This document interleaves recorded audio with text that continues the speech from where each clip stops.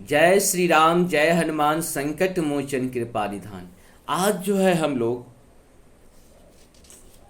रामचरितमानस के बाल कांड के 38 यानी 38 दोहा को पहले अवधी भाषा में और बाद में हिंदी में सुनेंगे।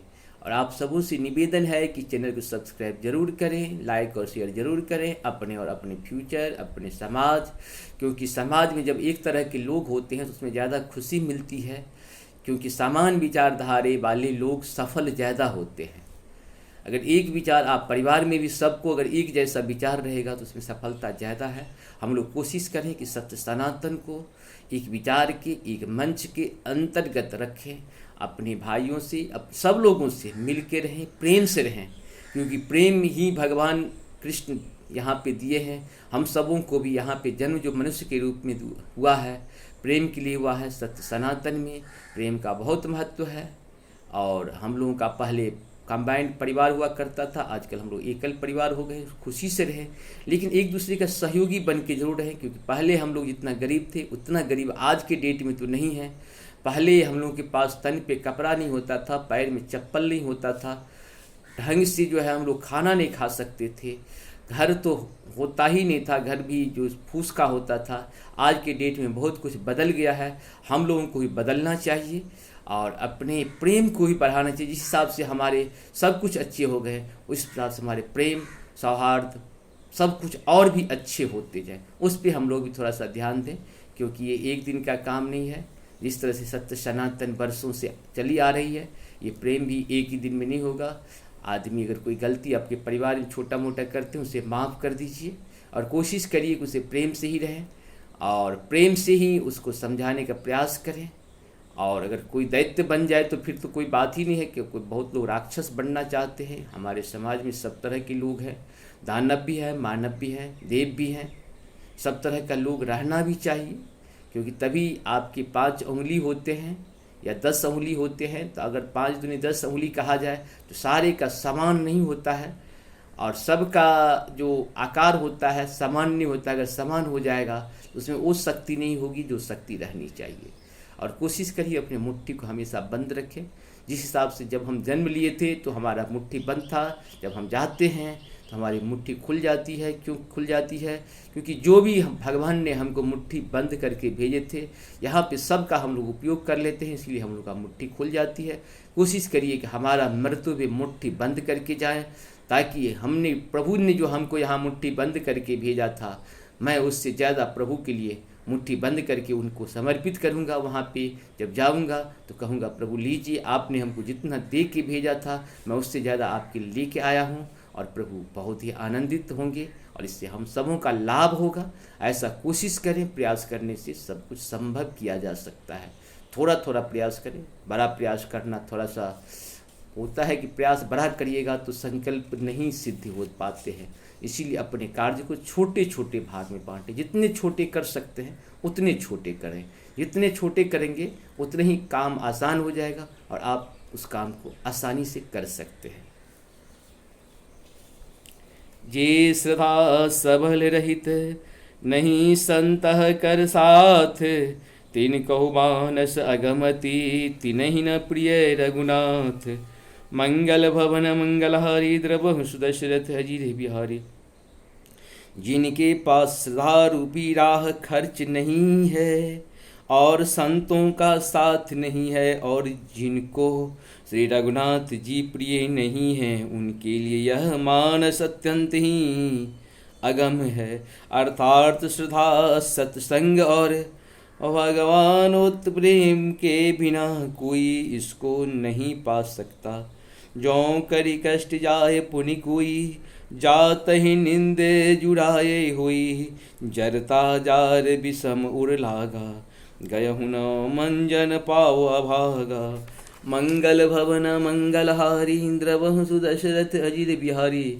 यदि कोई मनुष्य कष्ट उठाकर वहाँ तक पहुँच भी जाए तो वहाँ जाते हैं उसे निंद रूपी जुड़ी आ जाती है हृदय में मूर्खता रूपी बराह करा जारा लगने लगता है, जिससे वहाँ जाकर भी वह अगाधा स्नान नहीं कर पाता।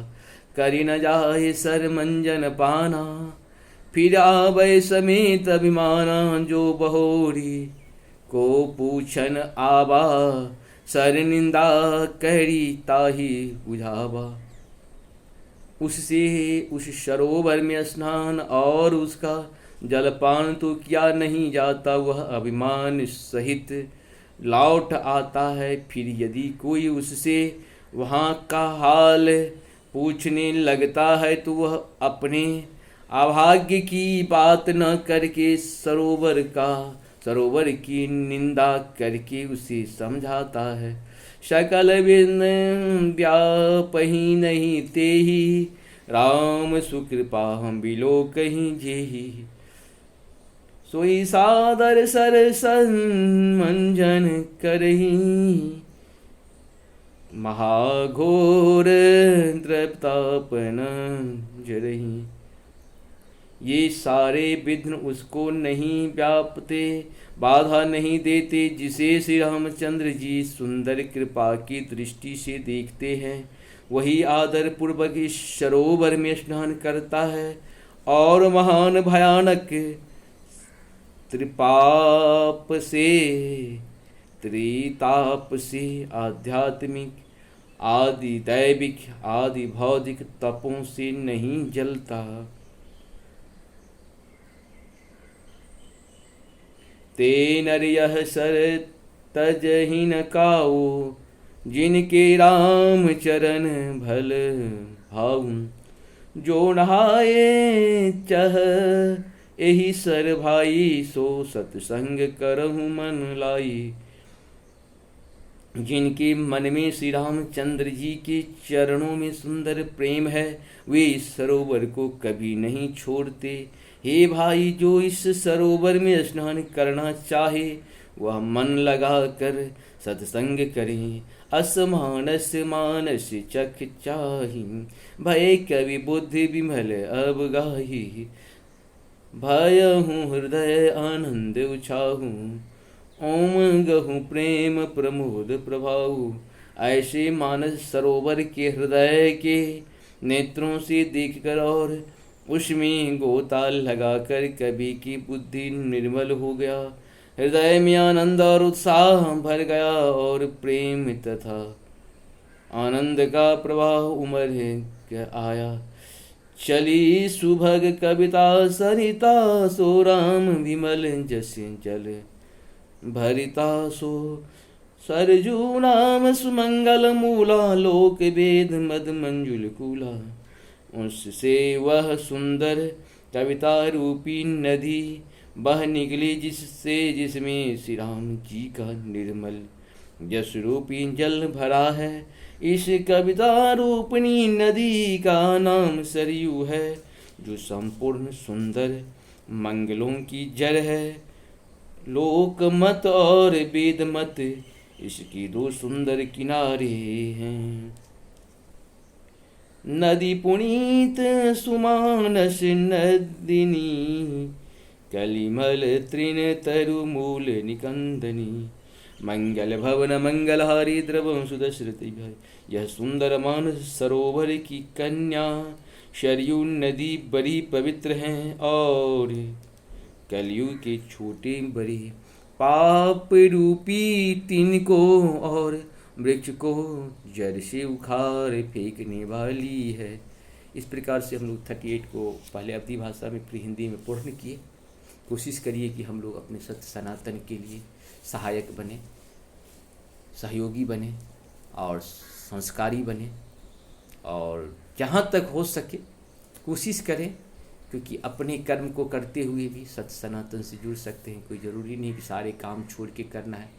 अपने यहाँ एक कहावत है, एक घड़ी आधो घड़ी, आधो में पुण्याद, तुलसी संगत साधु की हरहु कोटि अपराध। नमस्कार।